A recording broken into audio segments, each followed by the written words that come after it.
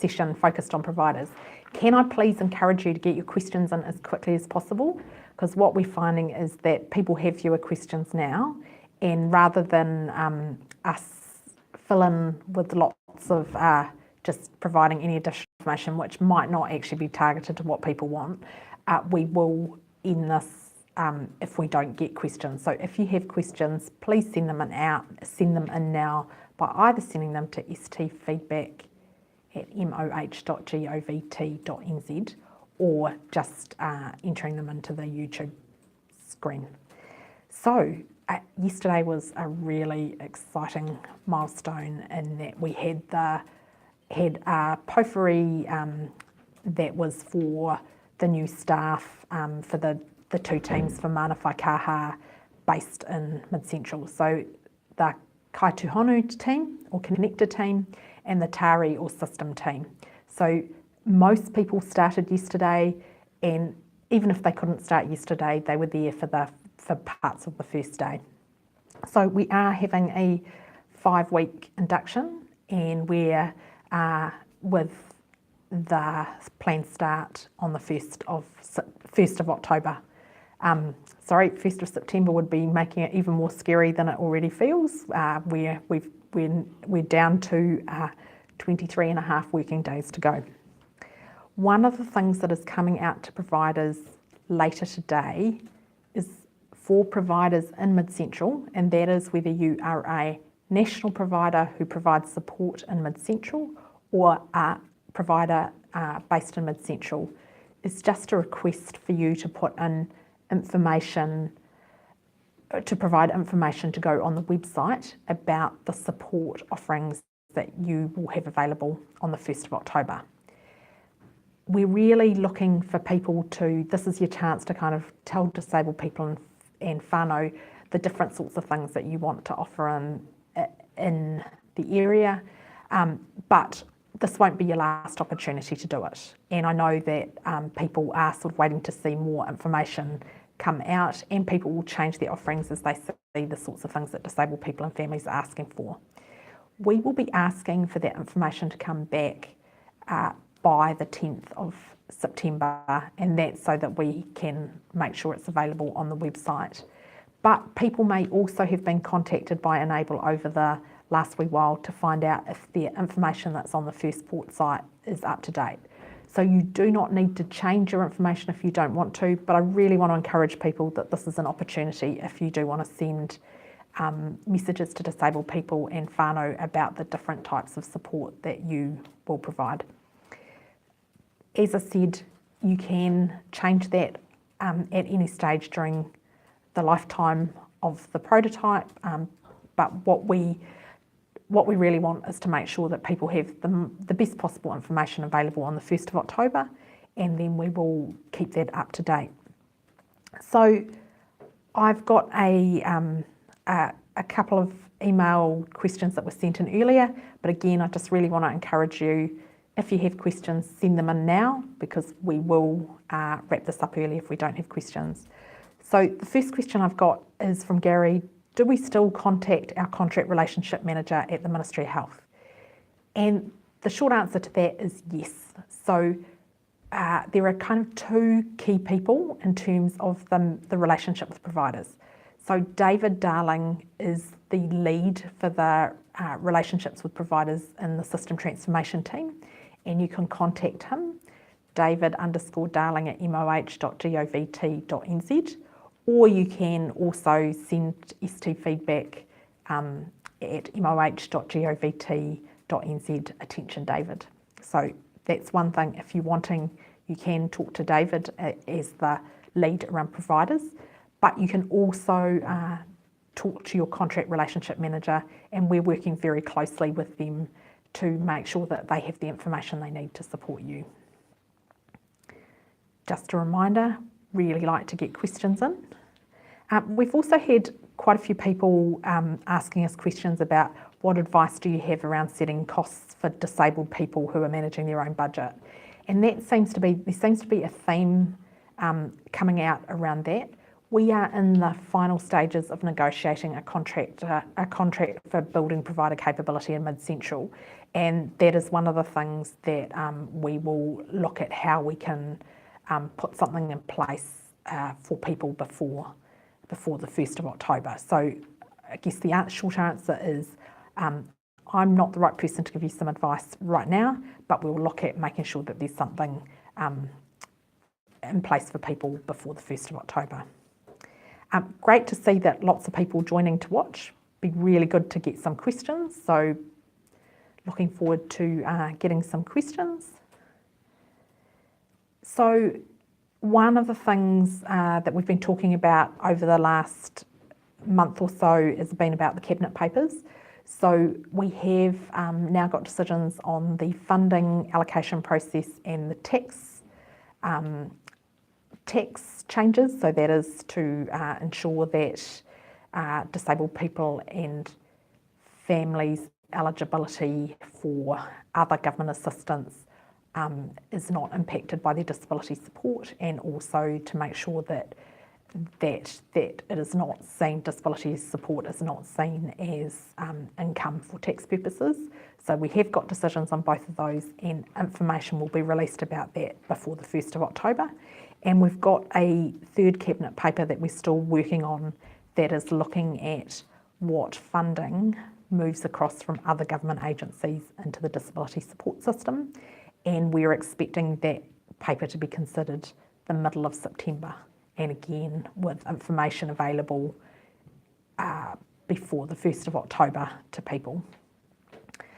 The reason we are working through things like frequently asked questions and getting those translated around the Cabinet papers. So we will make sure that that information is available before the 1st of October.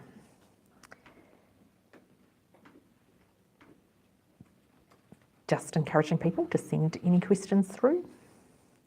I've had an email from Tony. I was also wondering whether or not there were any EGL prototype resources developed by the Ministry would be able to access to assist in our discussion with people currently using our services. That's a really good question. Some of the things that we have been adapting in particular are things like some of the templates for contracts that have been used in the Waikato. So those information will be available. I really encourage you to have a look at the organisational self-review tool if you haven't looked at that. And there will be things coming out through the provider capability work once we've got that contract in place. So we're expecting that to be in place in the next week or so. But I will definitely make sure that that is one of the things that's passed on to David about helping us some tools to help people talk to disabled people and families about what they might want in terms of different flexible support options going forward. So just really encouraging people to get questions in. One of the other things is we have been finding that we are getting fewer questions at these live streaming sessions. We think it would be really valuable to have one final round at least in the week or the final fortnight before, because at that stage people will really be starting to want to know exactly what will happen on the 1st of October. But really interested in your feedback about whether you still think there's value in these sessions or whether you think there's a better way to communicate. Marcus has just asked, does Enabling Good Lives affect how therapists apply for equipment through Enable at all? Can families use money from Enabling Good Lives to purchase equipment that Enable would usually decline? So what we're looking through, and we are still finalising exactly how the processes will work, but what we want to have is that disabled people and families have more choices around the types of equipment that would meet their needs, and the ability potentially to combine some funding with equipment funding. But what we don't want to do is lose the advantages by purchasing things like equipment in bulk, where we get a better price by buying lots at a time. So we are still working through exactly how that will work in practice, but in terms of the things that we do know is that we do want to make it possible for people to have more choices and potentially to be able to purchase assistive technology that they haven't in the past. So that is one that there will be more information available about that coming out, and I can't tell you exactly all of the details right now. John Taylor's just emailed, when will the Ministry of Health offer providers the flexible disability support contract? So we are just working through decisions on getting the final contract finalised next week, and we're expecting to be able to talk to, yes, I am 99% sure in my head that it was just going through the final decision making stages next week, and then we expect to be able to start talking to providers about the flexible disability contract, support contract from that point. Someone's just commented, what funding will go when EGL becomes permanent? I'm not quite sure what that question means. So I think in terms of, no decisions have been made beyond the prototype in Mid-Central at this stage, so I'm not sure what we mean by permanent. But secondly, in terms of the funding that's been used for the prototype, it includes all the existing funding plus an additional 6.485 million over the next 2 years in terms of direct support. So all of that funding will be available in terms of support. I've had a question about, will Workbridge training support funds still apply as well as EGL? So the support funds will still be available, but there is still a question, and as I said, we are going to Cabinet on the 12th of September, to the Cabinet Committee on the 12th of September, to ask questions about what funding comes into the scope of the disability support system, and that includes funding from other government agencies like the Ministry of Social Development and Education, and support funds are in the scope of that. So the support funds will absolutely, anything that we've got in place at the moment will still be part of what's available in terms of funding. It's just the question of whether that moves into the disability support system or not has not yet been decided. So that we're expecting to get that decision middle of September. Great to see lots of questions coming in. Just really encourage people to get any more. I know that it must be quite frustrating for people that they're looking for additional detail and wanting to make sure we've got everything in place. We are working as fast as we can to get stuff in place for the 1st of October, but that is only the start. We will continue to develop material and be able to provide more information after the 1st of October, and to be able, again, this is a try, learn and adjust approach. So we're looking for feedback about what's working and what still needs to be built and changed post the 1st of October. Someone's just asked, will government departments still need to provide interpreters out of their budgets? So in terms of New Zealand Sign Language interpreters or interpreters, there is expectations around the need to provide access to interpreters for different government services. So for example, if you're having a meeting with the Ministry of Social Development or Work and Income, the need to be able to have access to an interpreter for that. So it will depend on the context of it. Is it something where you're interacting with another government agency, or is it something where you get disability support funding for interpreters? So those two things could look a bit different. Marcus has just asked, I wonder if we could get a summary of the main differences between the current system and what Enabling Good Lives could provide instead or on top of what's in place. We've tried to do this quite a few times, and I think what we can do is we've got lots of information about the key features of the new system, and I think the big thing is to think about this as an opportunity to kind of create a different menu of options.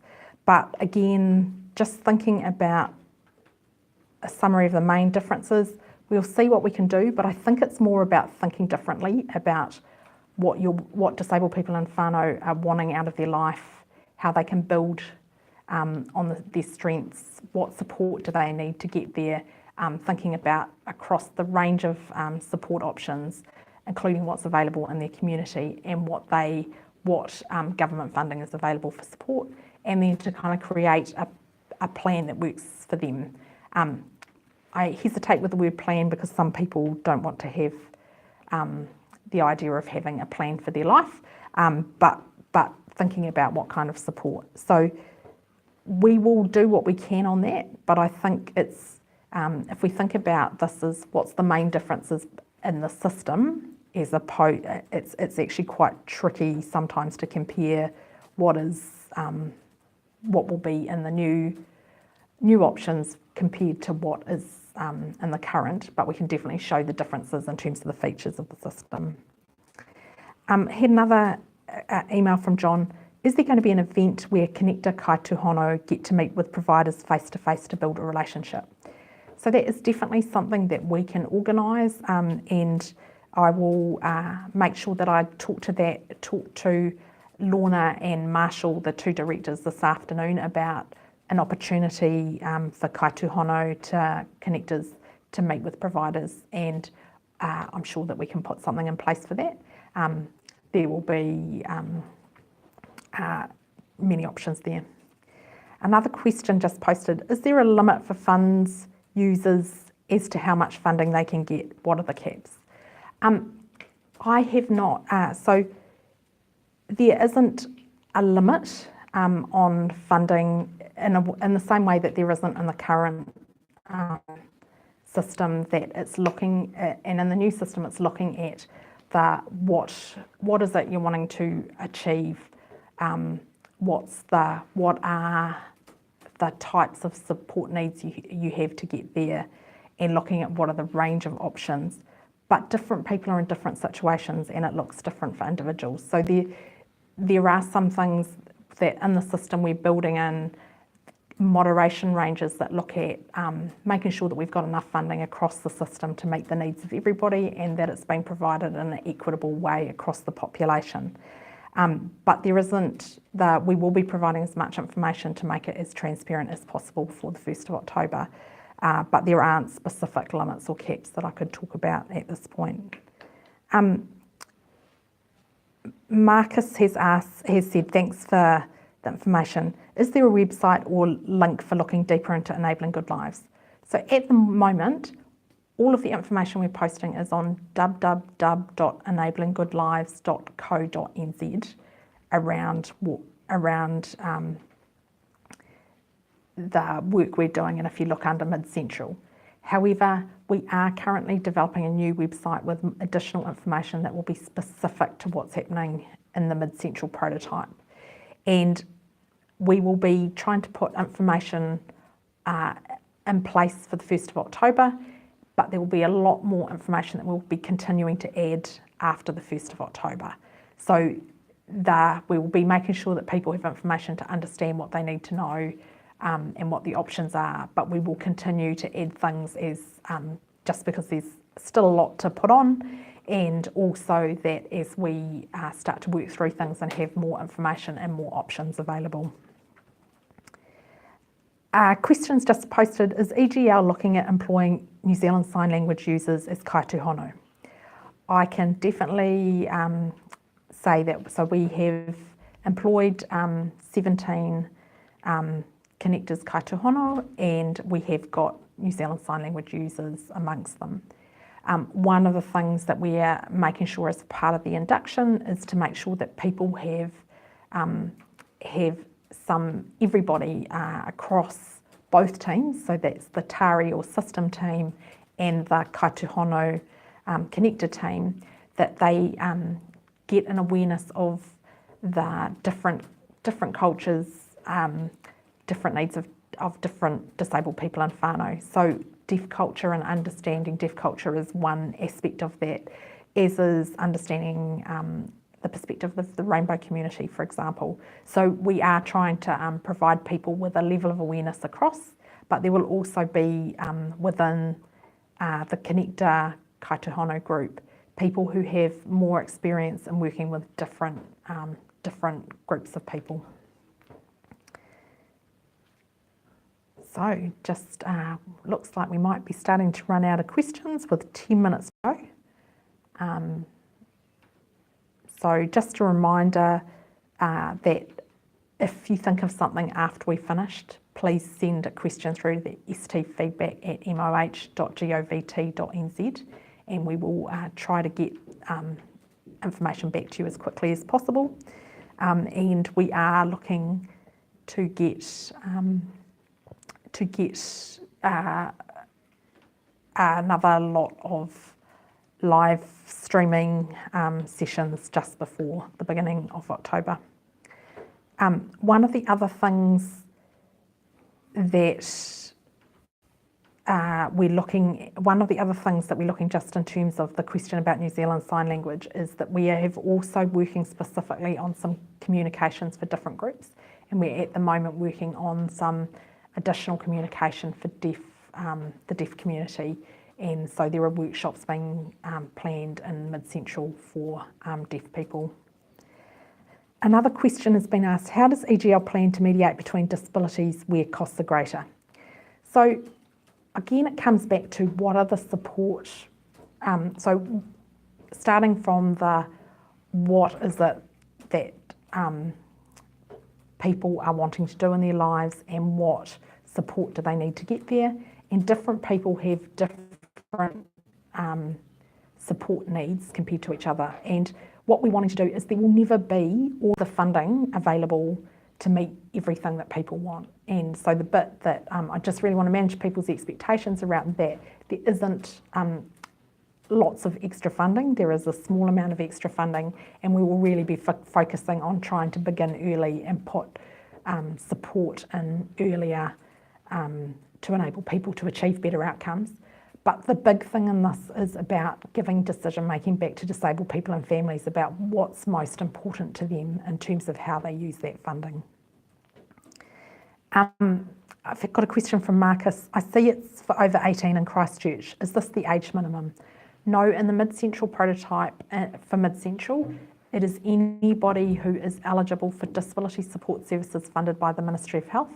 So that starts from age 0 and can go up to any age as long as you've acquired your impairment before the age of 65. So just any final questions? Encouraging people to get in any final questions. Just a reminder to start thinking about your information you'd like to have on the website. This is really an opportunity for you to be able to talk about how you can create more flexible support options for people. Another question, is there a plan to manage quality in providers? So we have got a working group that is looking at yes, we do have some of the same quality framework that we already have, but looking at how we can improve that through the prototype. But we've also got a working group that is called the Market Shaping Working Group that is looking at some of the things around what kind of incentives do we need to put in place to encourage existing providers to provide more flexible support options and increase decision making for disabled people in whānau, how to encourage new providers, looking at what does the current quality standards or regulatory framework work when disabled people and families can negotiate directly with providers, or does there need to be additional protections put in place? So that's some of the questions we're working through. And also, what do we need to do to ensure that all disabled people are able to access support when they need it, so that there are options available for people. So we're working through some of that, and we're also looking that for a lot of people within the prototype, we are expecting will still want to purchase support and still want to get support in the same way they do currently, which is with the Ministry of Health having the contract directly with the provider. And so quality will still be monitored through that aspect. There will also be a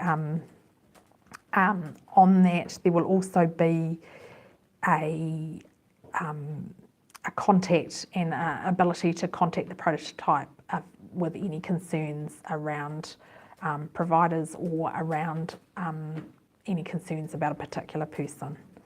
Had a question about who's on the market shaping working group. Sorry, I can't tell you the exact people who are on the market shaping working group, but like the working groups we've had to date, it's a mixture of at least a third disabled people, having some providers and some provider umbrella groups, and then having a range of other people from across the sector. So they've met once, and we're having another meeting and another working group in the next 2 weeks on that. So we've got 5 minutes to go, and it looks like a question is coming through.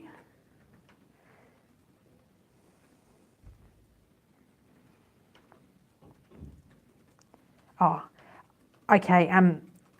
Somebody just asked, when they asked about the working group, we were assuming it was the market shaping working group. So just hope that we did address that question correctly. I think we've run out of questions. So, oh, okay, we've got one. I've just got my assistants telling me that there's one more question coming through. 2 more questions coming through. We've got 4 minutes left to go.